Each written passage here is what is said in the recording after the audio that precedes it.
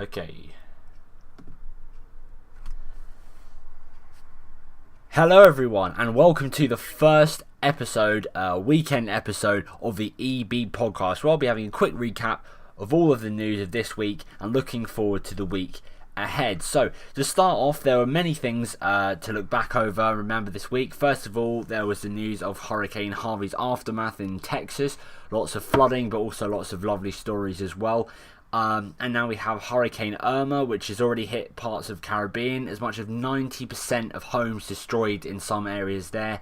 There has unfortunately been more destruction there, and now today Florida has been hit, but unfortunately many people have evacuated or gone to refuge shelters, with some people deciding to ignore the warnings of the government and others in order to sort of brave it out themselves, which they are entitled to do. But of course, I just hope everyone manages to make it through, and I hope our government as well as others will be there to help people rebuild their homes, save those trapped, and provide whatever needed relief there is. So also this week we had Prince George. He started his first day at school. There was all the sort of hubbub about that, the big commotion that he didn't go to a public school and he didn't wear the right uniform in some cases, and all these sorts of weird things that people like to kick off about for no reason. There was the gender neutral uniform policy at the school in East Sussex. I talked a bit about that in my earlier podcast. We had the government's Brexit plans on immigration, which were looked at after they were leaked, presumably by some sort of traitorous civil servant. We had the Trump Democrat deal, and also where he decided to side with Chuck Schumer and Nancy Pelosi, the leader of the House, and two senior Democrats, in order to spite his own party. So he wasn't working with the Republicans and the Democrats. He was simply working with the Democrats due to being annoyed at Paul Ryan and Mitch McConnell, which was unfortunate to see, sort of lack of policy. But then we had the story about a girl.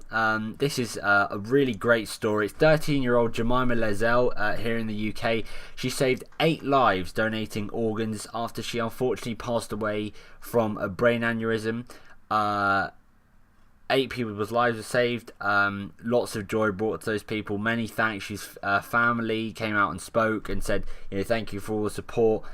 Which of course they deserve, and it is a really great story in light of so much that's been happening in a negative light.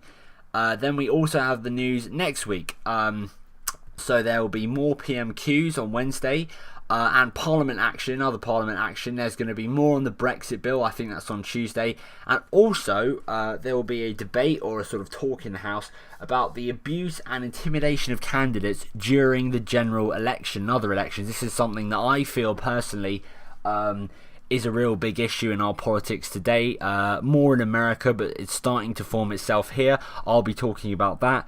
There'll probably be some more news about North Korea, some more sanctions or another missile launch, or hopefully not, but maybe even some sort of attack and retaliation.